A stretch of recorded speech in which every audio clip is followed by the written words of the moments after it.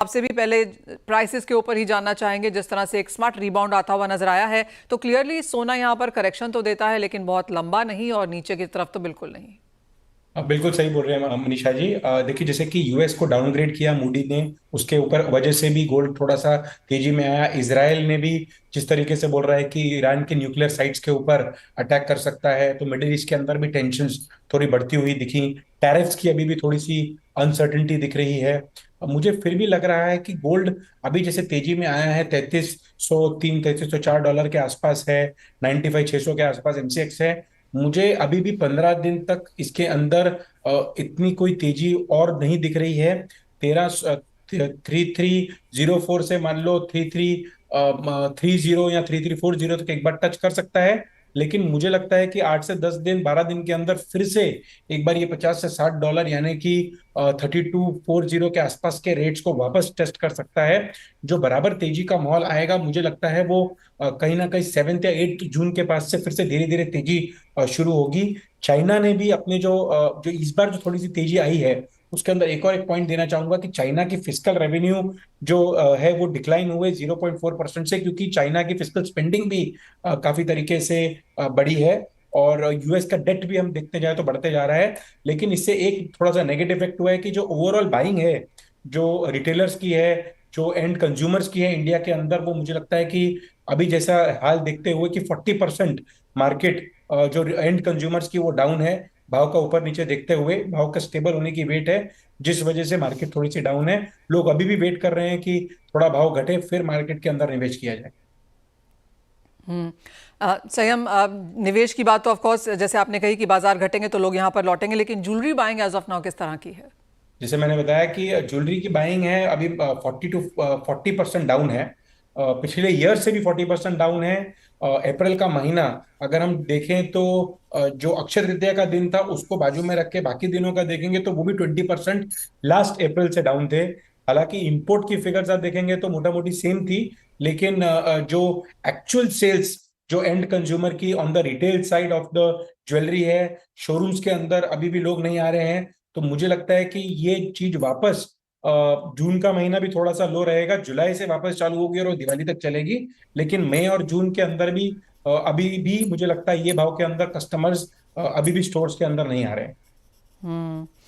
साइम, एक और चीज़ जिसके ऊपर आपकी मार्केट रिएक्ट कर रही है वो है डीजीएफटी का नोटिफिकेशन जो हमने 19 में को आता हुआ देखा। ऑफ कोर्स वो रिआइटरेशन है, वो सारे चेंजेस फर्स्ट में से आने ही थे और कहीं कुछ प्रॉब्लम लगी होगी डीजीएफटी को, इसीलिए उन्होंने वापस को रिआइटरेट किया।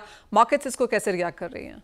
देखिए, काफी लोगों के जो लोगों ने टीआरक्यू का जो सोना डाला था, कुछ लोगों ने सोना जैसे पिछले साल में 300 केजी जिनको अलॉटमेंट मिला था, उसको 150 केजी अभी दिया गया है, क्योंकि पिछली बार उन्होंने अपना पूरा का पूरा नहीं उठाया है। जो उनको कोटा दिया गया है, क्वालिफाइड ज्वेलर जितने हैं उनको 150 केजी का मिला है। और उसके बाद मुझे लगता है कि 2 टन, 2.5 टन, 5 से 6 डीलर्स, बुलियन डीलर्स को मिला है। तो मुझे लगता है कि इसके अंदर हमने रिएक्शन के अंदर जो 7 1 1 3 जो ज्वेलरी एक्चुअल बेचते हैं, हम ये लिखने वाले हैं जीजेसी की तरफ से कि जो एक्चुअल ज्वेलरी बेचते हैं उनको ज्यादा से ज्यादा कोटा दिया जाए, ना कि दूसरे डीलर्स को, बुलियन डीलर या बाकी लोगों को जिनके पास वापस लेके वापस रीसेल करते हैं मार्केट के अंदर। कल जैसे ही टीआरक्यू का गोल्ड आया, वैसे ही गोल्ड के अंदर 20 पैसा से 30 पैसा जो मार्केट है वो रेट गिर गया।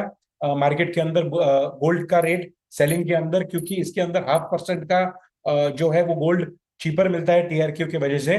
तो इस वजह से ये तरीका आया। लेकिन हम वापस लिखने वाले हैं मिनिस्ट्री को कि ताकि जो लोग एक्चुअल ज्वेलरी सेल करते हैं उनको टीआरक्यू के अंदर सपोर्ट किया जाए। Well absolutely. साथ ही साथ से हम काफ़ी सारी ये भी खबरें हैं कि ऑफकोर्स सरकार ने एक तरफ यहाँ पर सोना जो प्लैटिनम के तौर पर आ रहा था उसे तो काफ़ी हद तक यहाँ पर कर्ब किया है, लेकिन नोइंग द मार्केट यहाँ पर और सारे काफ़ी सारे लूप होल्स हैं और हम देखते हैं सोना और भी अलग अलग तरीकों से, अलग अलग फॉर्म्स में अब फिर से यहाँ पर इंडिया में आने लगा है। कैसे देखते हैं आप एज अ मार्केट उसको? देखिए, पहले आप देखेंगे तो पिछले कभी सोना जो है वो कोरिया से एफटीए के तरफ से आ रहा था, बीच में फाइंडिंग्स के रूप में दुबई से, बाकी कंट्री से आ रहा था।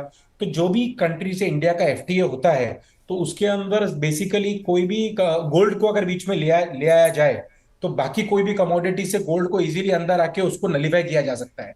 तो मुझे लगता है कि हर साल कोई ना कोई कंट्री के अंदर डिफरेंट रूप से, चाहे वो डोरे हो जाए, चाहे फाइंडिंग हो जाए, चाहे कोई कंट्री के अंदर जो अभी सपोज 6% हमारा ड्यूटी है वहां पर 1% 2% किया जाता है, और बाद में उसको 6 महीने से 8 महीने या साल के अंदर जब वो कंट्री से गोल्ड ज्यादा उस परसेंटेज में आता है तो उसको बंद कर दिया जाता है। तो मेरी यही गुजारिश रहेगी मिनिस्टर सर, हम पहले भी लिख चुके हैं कि जो गोल्ड के अंदर पैरेलल हर कंट्री के अंदर एफटीए जो होता है उसके अंदर ये रूटीन से गोल्ड अंदर लाया जाता है, जिसके अंदर जो ऑनेस्टली इंपोर्ट कर रहे हैं, जो सही तरीके से बाकी इंपोर्टर्स इंपोर्ट करके इंडिया के अंदर लाते हैं, जो कॉमेक्स के अंदर रुपी मल्टीप्लाई करके जो गोल्ड के रेट्स बनते हैं वही तरीके सस्टेन किया जाए, वरना 2-3 तरीके के रेट्स मार्केट के अंदर हो जाते हैं। और जो ऑफकोर्स एफटीए के रूप से जो कंट्री से इंपोर्ट किया जाता है वही इंपोर्टर है वो बेस्ट रेट्स में मार्केट के अंदर सप्लाई कर पाता है, और आगे जाके वही उसी से पूरा मार्केट खरीदता है।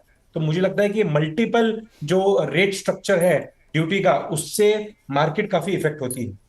ओह वेल एब्सोल्युटली, और वो हमने मार्केट्स में यहाँ पर होता हुआ देखा भी है। और आपकी बात बिल्कुल सही है, 2 महीने पहले यहाँ पर $60 to $80 का डिस्काउंट चल रहा था, आज भी बाजार में 20 से 40% का डिस्काउंट बनता हुआ नजर आया है। तो क्लियरली जहाँ तक फिजिकल मार्केट की बात है, हमने काफ़ी सारे रेट्स यहाँ पर एक ही समय पे आते हुए देखे हैं।